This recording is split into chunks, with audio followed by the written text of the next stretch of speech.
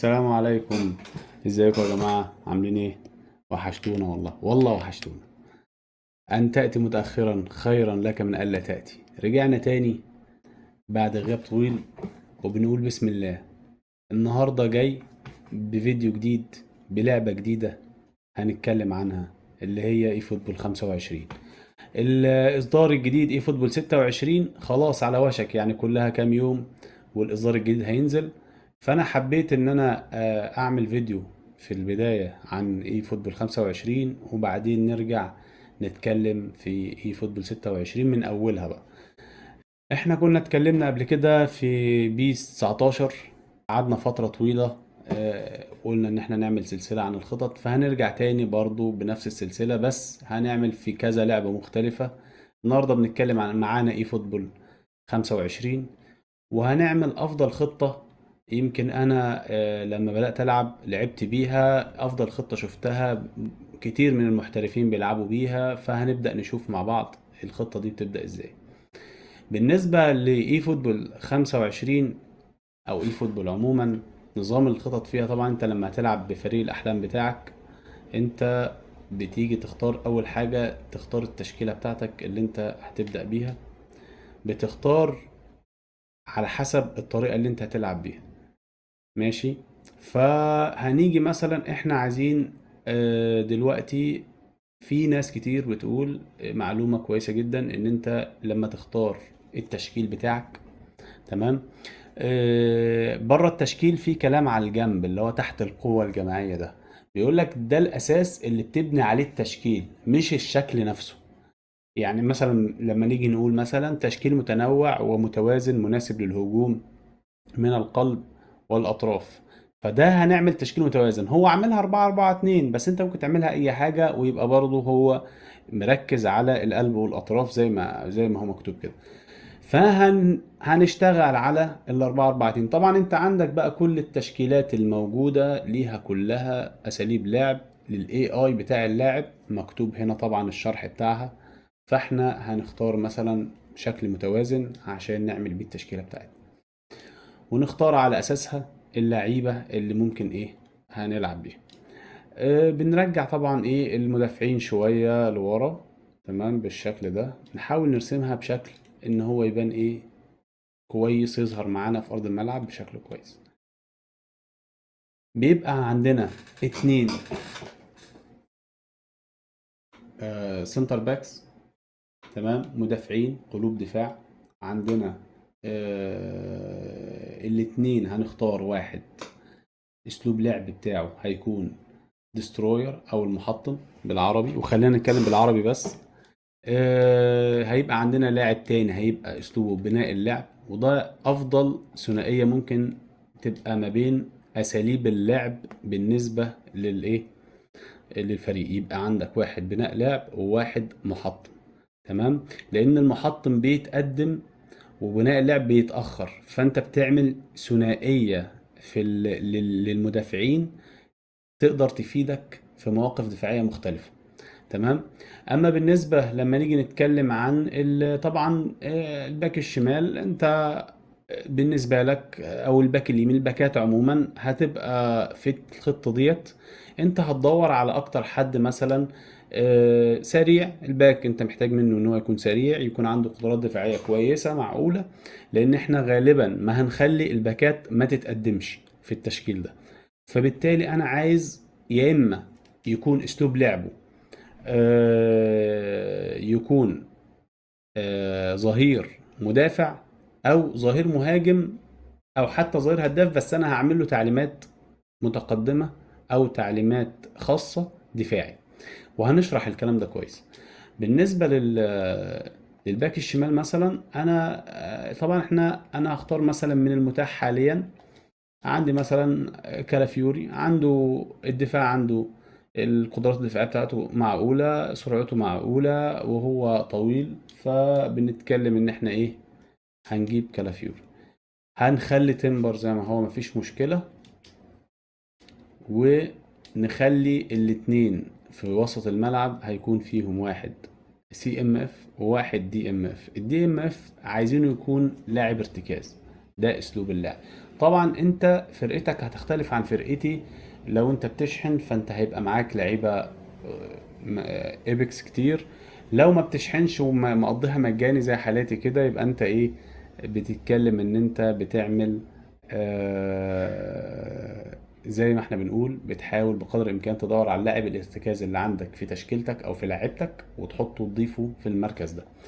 اللي جنبيه يا اما هيبقى بوكس تو بوكس او من الصندوق للصندوق او خبير صنع لعب، تمام، علشان يأدي معانا بصورة كويسة. طبعا انت تقدر في لعيبة نجوم اسبوع كتير كويسين، في لعيبة هتبقى معاك كويسة، مش شرط اللعيبة البيزك يعني. ده لو انت ما بتشحنش فهتلاقي لعيبة كويسة معقولة ولاعيبة مجانيين وكده، فتقدر انت تتعامل بيهم. والاكونت ده خير دليل على كده، هو مجاني بالكامل يعتبر. تمام. فهنيجي نقول نخلي الطرف ده بدل ما هو طرف انا عايزه يبقى AMF،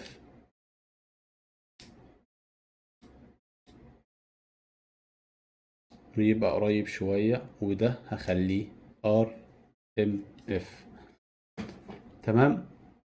وكل ده ليه هدف، تمام، ان انا بخلي يبقى عندي حد في القلب يسند معايا في الحالة الدفاعية، تمام، وفي نفس الوقت يبقى في المناطق الهجومية يكون هو عالي كفاية ومن القلب، تمام. وفي نفس الوقت هيبقى الار ام اف هيبقى برضو عالي معايا، وفي نفس الوقت هو متطرف، فيبقى عندي كسبت الشقين، تمام، معايا في الايه، في التشكيل. وهنحط 2 رؤوس حربة، يفضل ان هما يكون فيهم واحد مهاجم قناص والتاني مهاجم متربص او قلب هجوم او لاعب الهجوم الداعم. المهم ان التنوع في اساليب اللعب بيفيدك انت وبيفيد التشكيله معاك، تمام. فاحنا هنحط فان باستن، وهنجيب معانا عندنا مايكل اون ممتاز كمان مهاجم قناص. هنيجي اهم حاجه في لاعب الاي ام اف انه يكون لاعب بين الوسط والهجوم علشان يقدر يساندني في الحالات الهجوميه ويتقدم معايا مع رؤوس الحرب، تمام، ويقدم لي كثافة عددية كبيرة قدام المرمى. وده اللي انا عايزه، انا عايز ان انا اروح بالكوره، لما اروح بالكوره يكون في ناس ان انا اقدر العب معاه 1 2 مش عارف ايه الحاجات دي. فده من الناحية دي. من الناحية التانية احنا ممكن نجيب اي طرف مثلا يلعب معانا في المنطقة ديت. ممكن نشوف مثلا من المتاح حاليا ممكن نشوف مثلا كول بالمر مثلا هيبقى معانا في المنطقة دي. وبرضه يفضل يكون يا اما ابداع في صناعة اللعب او جناح حر. كل المراكز اللي احنا بنقول عليها او اساليب اللعب اللي احنا قلنا عليها دي بتضيف لك في الملعب. فعلى سبيل المثال هي التشكيلة كده، احنا ظبطنا خلاص التشكيل عموما. ايه التعليمات اللي انا ممكن اديها علشان للعيبة علشان اقدر استفيد منها في الملعب، او تخليني ان انا اقدر اتحكم في الريتم. بالنسبه لي اول حاجه في حاجه اسمها، طبعا هو اسلوب اللعب ده بيعتمد على المدرب. الخطه اللي احنا بنعملها ديت هي تنفع في الهجمه المرتده السريعه او الكره الطويله المضاده، بس يفضل تكون هجمه مرتده سريعه، تمام، علشان بتعمل لي كثافه عدديه قدام مرمى الخصم. فبالتالي بتفيدني في ان انا لما يبقى طلعت، لو انا قطعت الكوره من الخصم وطلعت بيها المناطق الاماميه بلاقي في كثافه اقدر ان انا بوان تو اباصي هنا اباصي هنا ارفع رفع، الاقي في كذا لاعب عندي ان هو يساعدني ان هو يعمل الدور المطلوب منه. فده بالنسبه للتشكيل ده. هنيجي التعليمات الفرديه. احنا قلنا ان احنا كنا محتاجين في الباكات مثلا ان هم يكون في باك ظهير دفاعي. مفيش ظهير دفاعي، فبالتالي هعمل له تعليمات، هديله تعليمات فرديه. انا عندي طبعا حضراتكم عارفين ان احنا عندنا 4 تعليمات فرديه لكل لاعب بقدر اديها له. في من التعليمات ديت الدفاع ده يعني ما يتقدمش معايا في حاله الهجوم، فانا هختار، الا اذا طبعا انت اديت له الكوره، يعني انت لو اديت له الكوره بنفسك فخلاص هيطلع معاك عادي، انت اللي بتتحرك بيه، لكن لوحده كاي اي لوحده مش هيتحرك. فانا هختار مثلا، هجيب دفاعي على تمبر، وهجيب دفاعي على ريكاردو كالافيوري. وبالنسبه للتعليمات الدفاعيه، في عندي هجمه عكسيه، ديت معناها ان اللاعب اللي انا هحط عليه التعليمات العكسيه ديت ما يدافعش، ما بيرجعش في الحاله الدفاعيه. تمام. طيب في الوضع اللي احنا عملناه ده، احنا انا كده كده المهاجمين هيبقوا موجودين بالفعل قدام في المناطق الهجوميه. فانا مش انا عايز اعمل كثافه. طب هعملها ازاي؟ بان انا احط مثلا كول بالمر، احط عليه هجمه عكسيه بحيث ان هو ما يرجعش معايا في الحاله الدفاعيه، فيبقى عندي ثابت قدام، فبالتالي يديني فرص اكتر ان انا ايه، يبقى عندي كثافه اكبر. طيب لو انا عايز ازود الكثافه ديت، يبقى كمان هعمل ده نفس الحركه على برونو فرنانديز. تمام. طب لو انا مش محتاج ده، او انا عندي باك دفاعي، ممكن يبقى التعليمات هتختلف. ممكن لو انا مثلا فرضنا ان كالافيوري ده باك دفاعي، تمام، وفعلا هو ما بيتقدمش، الدفاع ديت انا اقدر احطها على رودري في الحاله دي، ان هو ما يطلعش ما يتقدمش معايا قدام، في حاله ان الخصم بيلعب على نص الملعب كويس، فانا مش عايز رودري ان هو يتقدم ويسيب وراه مساحات. تمام. فبالتالي ان انا اقدر اعمل ده، اعمل دفاع عليه. طبعا احنا مش هنشرح كل التفاصيل، انا بس كنت بجرب الخطة ديت معاكم. وطبعا انت تقدر تحط افضل لعيبة في تشكيلتك في الخطة دي، يعني انت مش مرتبط بناس معينة انت عندك. يعني انا مثلا هنروح بقى لافضل لعيبة عندي في التشكيلة بتاعتي. عندي مثلا فابيو كانافارو، ده اصلا هو محطم، فانا هحطه في المحطم.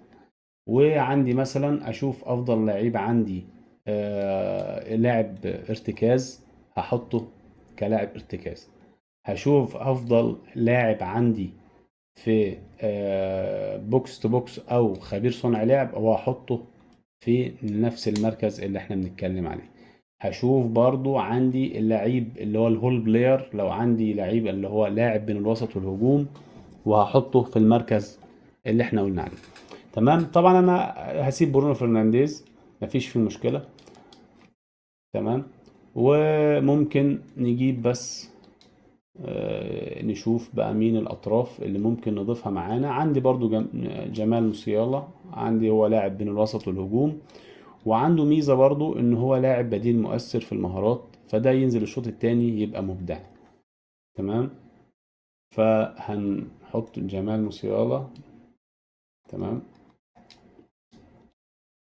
ونقدر نضيف برضو بليتي عندي، هنحطه مكان تمبر، وهنديله تعليماته الدفاعية بس بعد ما اخلص.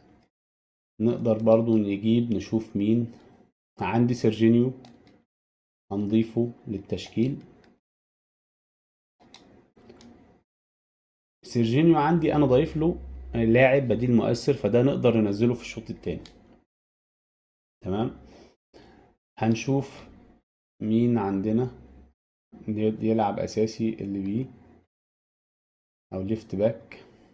عندنا كذا حد يلعب في المركز ده، من ضمنهم طبعا نونو مندش،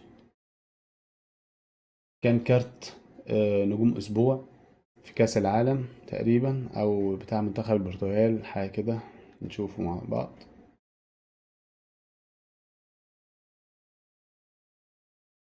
اهو هنضيفه مكان كالافيوري. نونو مندش قوي، سريع، فممتاز جدا يعني. هنعمل التعليمات الدفاعية بتاعتنا، لأن الاتنين برضو مفهومش مش ظاهرين دفاعيين، لا هم أظهرة مهاجمة، فاحنا هنخليهم دفاعيين. طبعا هنختار الحارس. أنا هختار دييجو كوستا، وبرضو هختار الحارس التاني فيكتور بايا، يخش معايا احتياطي ليه. ونبدأ بقى نشوف التشكيل الاحتياطي. انا هفضل ان انا العب بمايكي فان ديفن جنب كانافارو. وهجيب بدل كوناتي انا بحب فان دايك، علشان لو في حد بيلعب على الكرات العالية لازم يكون عندك مدافع يتميز في صد الكرات العالية، حتى لو بيزك، حتى لو لعيب نجوم اسبوع، بس يكون عنده القدرة على التصدي على الركلات العالية زي فان دايك يعني مثلا. بالنسبة لي ليه؟ عندي هنا فان دايك مهارات الرأس عنده 91 والقفز عنده 92، فهو مميز في النقطة دي. بقية الإمكانيات طبعا هي مقبولة أو عادية، بس الفكرة نفسها إن هو مميز في النقطة دي. بالنسبة لي أنا هضيفه لما أبقى محتاج حد للكرات الرأسية.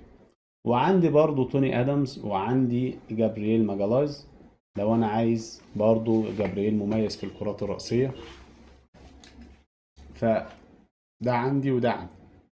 انا بقى اختار واحد منهم، همشي مثلا جابرييل، وهجيب ظهير تاني. هنجيبه بقى المرة دي ظهير دفاعي.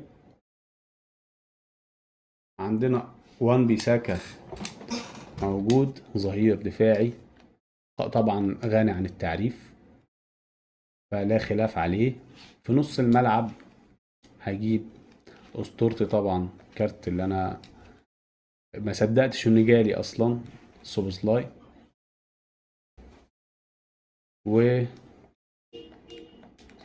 وهنضيف سيرجي جنابري برضو في التشكيل. وبرضو هنحتاج حد يكون معانا، نجيب جود بيلينجهام مفيش مشكلة. عندنا شنايدر، نقدر نضيف شنايدر برضو. وانا بحب بصراحة طبعا جابرييل باتيستوتا وداروين نونيز. داروين الظاهرة، داروين نونيز معايا طبعا ما اقدرش اطلعه، فهنمشي حد من الاتنين، نمشي بلينجهام ونبدأ نشوف ونقول بسم الله ونجرب التشكيل اللي احنا حطيناه. طيب في حاجة كمان، انا طبعا بحب محمد صلاح جدا، فهجيب محمد صلاح معانا في التشكيل. هو كارت ضعيف بس يعني محمد صلاح.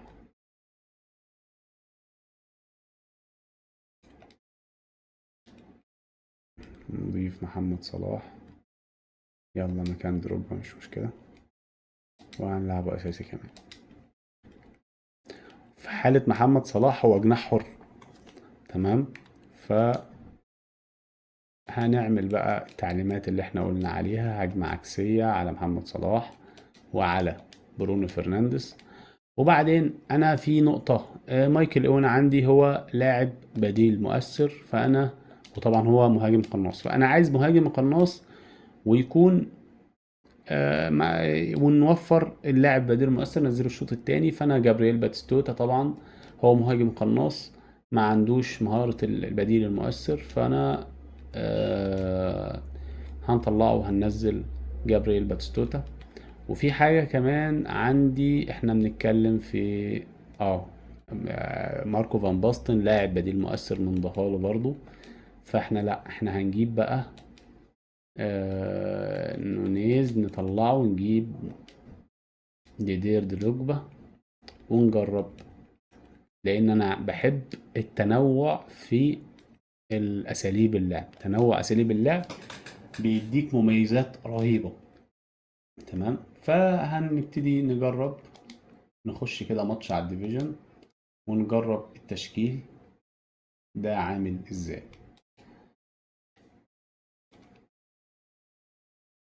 احنا اتكلمنا بسرعة في التفاصيل، تفاصيل كتير، ما يعني ما لحقناش ان احنا نوضح كل التفاصيل، ولكن احنا مع الفيديوهات الجاية ان شاء الله هيبقى في فيديوهات وتحديات اكتر، وهنجرب الدنيا نشوف الدنيا ماشية ازاي، ونبدأ نلعب ونشوف. يا رب بس النت يكون مظبوط، لان انا كنت جربت قبل كده وكان النت سيء جدا، كانت مباراة سيئة جدا واتهزمت فيها 2-1 وطلعت وما لعبتهاش من ساعتها. فاما نشوف ونجرب الدنيا هتمشي ازاي.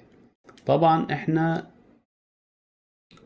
هي الخطة ثابتة زي ما هي، زي ما قلنا هنخش على المباراة على طول.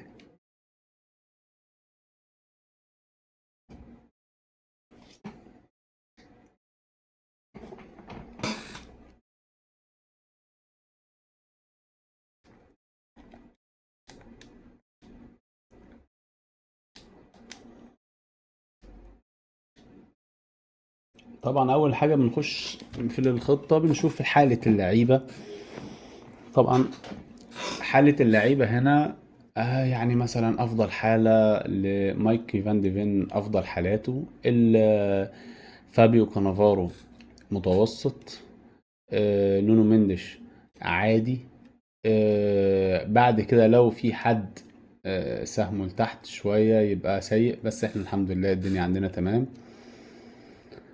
الافضل طبعا ان انت تلاعب الناس اللي هي حالتها افضل، في حالة ان في حد فرق شاسع ما بينه وما بين التاني، فيعني انت بتشوف ايه الافضل وتعمله. بالنسبة لنا هنا في انا بالنسبة لي كده بقول ان هي بسم الله نبدأ. شوف خطته الاول، تشكيلته بسيطة، الدنيا هتمشي ازاي.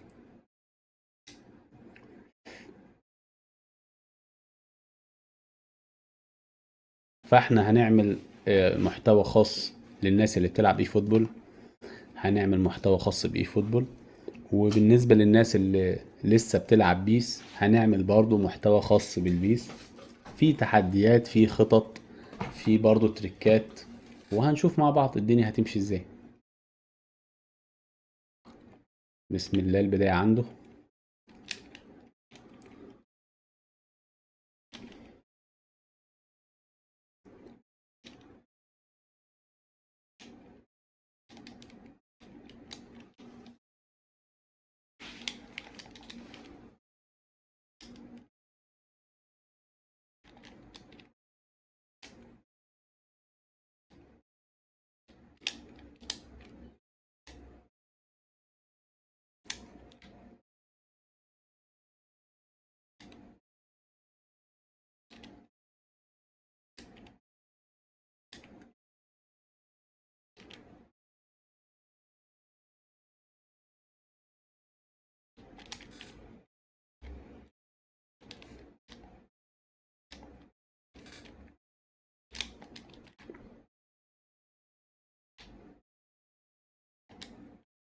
هو في حاجة احنا كنا نسيناها بس هنعملها تاني.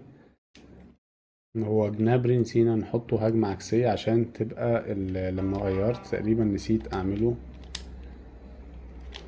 هجمة عكسية. فادينا هنطلع بس ونطلع الكورة برا، نبدأ نخش تاني ونشوف الدنيا تمشي ازاي.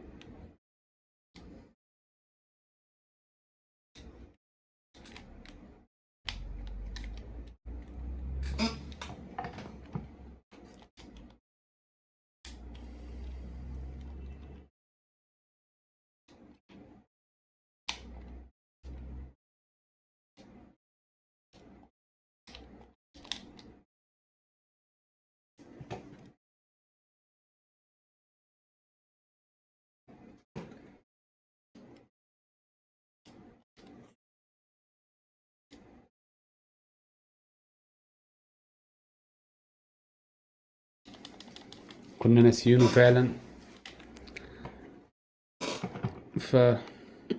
فنرجع تاني.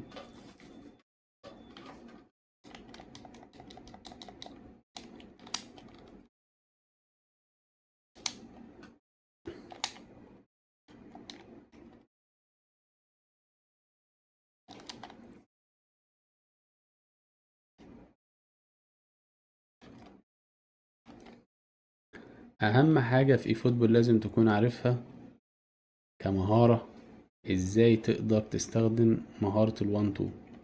طبعا هو في لاج رهيب، النت ضعيف جدا فمش مشكلة سامحونا، بس دي اهم حاجة اقدر اوصلها لكم كمهارة في الفيديو ده. مهارة الوان تو مهمة جدا في اي فوتبول، تقدر تعدي بيها مواقف كتير جدا.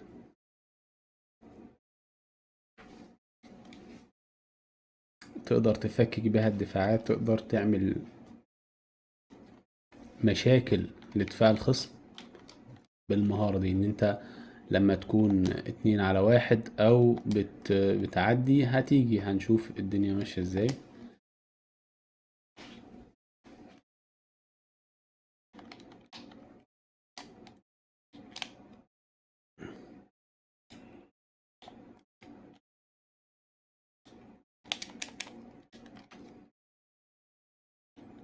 على الهجوم شرس منه، النت عنده ما شاء الله.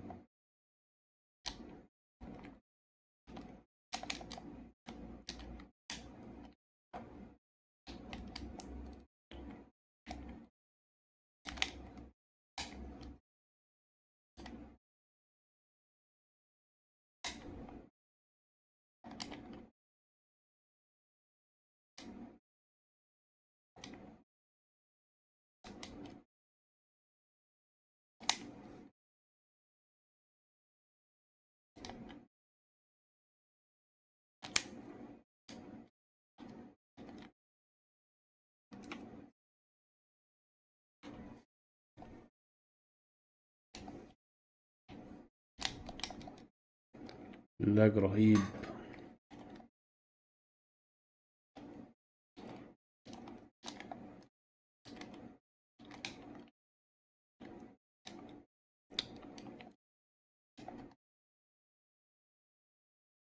حاسس ان أنا تايه اصلا في الملعب بسبب شفت النت.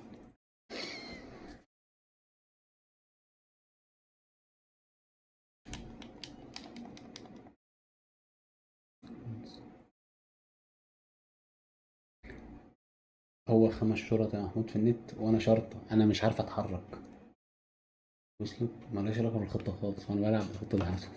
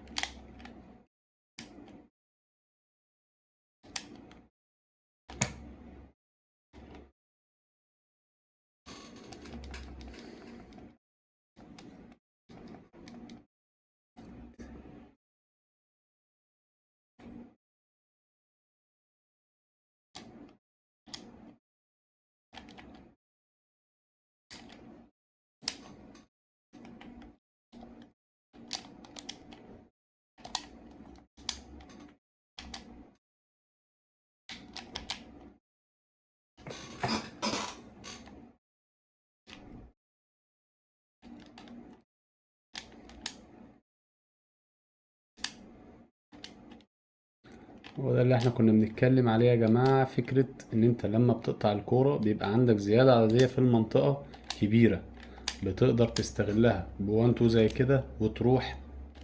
تمام، تبقى زي كده. ايوه يا بونا زي كده.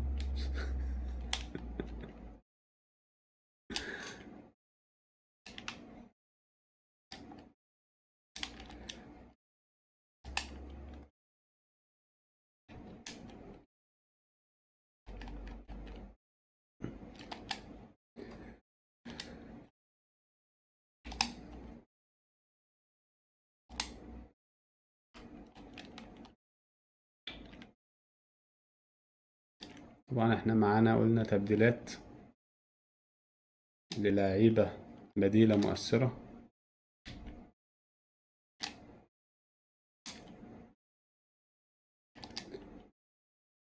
اول ما تيجي فرصة هنخش ننزل طبعا مايكل اون، وننزل بقية الشباب اللي معاهم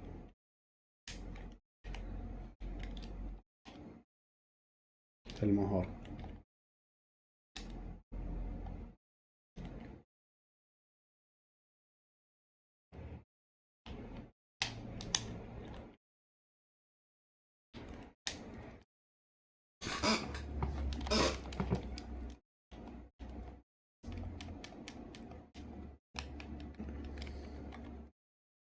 لو لاحظنا بس معلومة إضافية، اللاعب اللي هو ما بيدافعش ما بيتعبش. يعني انت لو عندك لاعب مهم في تشكيلتك انت مش عايز تخسره في الملعب، هتعمل عليه هجمة عكسية. وسيبك من حتة ان هما يبقوا الاتنين الاطراف، ممكن لو مهاجم عندك بيتعب بسرعة وما عندكش ليه بديل، هتعمل عليه هجمة عكسية عشان ما يتعبش، علشان ما يفقدش الاستامينا بتاعته في الفاضي. انا عندي بدل للمهاجمين، لكن انت لو ما عندكش، انا بقول لو ما عندكش، انا دلوقتي حاطط برونو فرنانديز وسيرجي جنابري. الفكرة ان هما الاتنين بيفيدوني، بيعملوا لي كثافة عددية. طبعا انا عندي برضو جمال موسيالا هنزله، وعندي ممكن ننزل مين، هنزل صلاح برضو عنده لاعب بديل مؤثر. كلها تبديلات منطقية.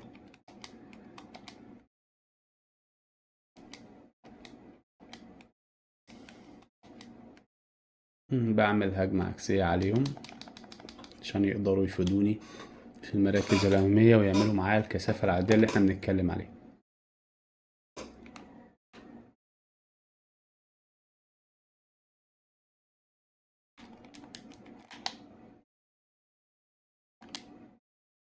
الله لصلاح.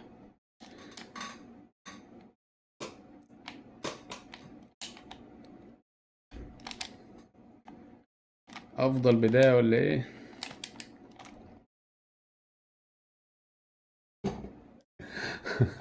وادي دي التبديلات طبعا نازلين بقوتهم، لسه بصحتهم، ما بيلعبوش بقالهم شوط ونص، فلسه نازلين ومعاهم مهارة البديل المؤثر بتفرق كتير جدا. طبعا هو لو النت كان كويس شوية كانت ممكن النتيجة تبقى مختلفة أكتر من كده، لكن قصة إن النت صعب فالنتيجة سيئة، واللعب حتى سيء وتقيل.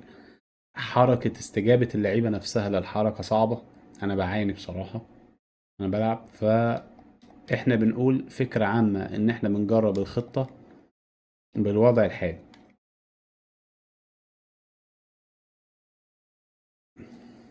هو دخل يعمل خطة، شوف تشكيلته وأداء مهم.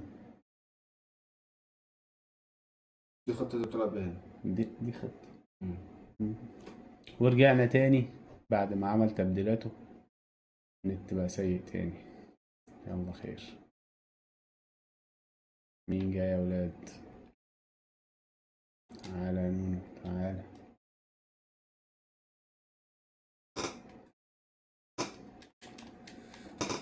يا صلاح. ايوه.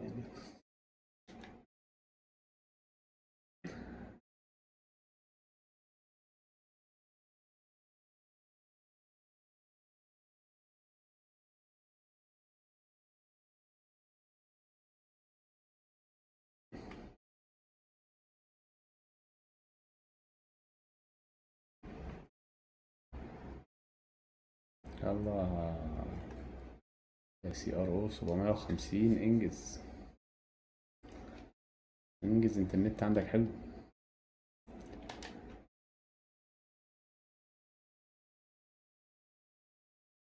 بنهزر يا جماعة،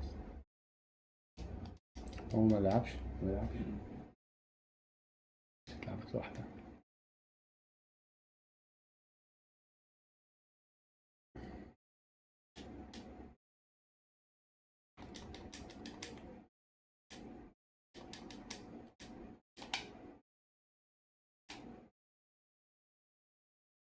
طب يا جماعة هو شكله ما بيلعبش، لأن هو فعلا الإشارة بتاعته واقفة، فاحنا كده مفيش منافسة عادلة.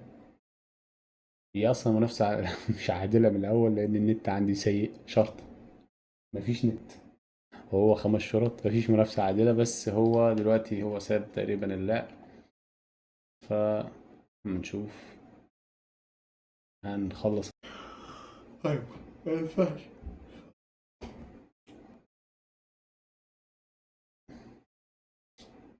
بالنسبة لنا هو الخصم انسحب واحنا فزنا.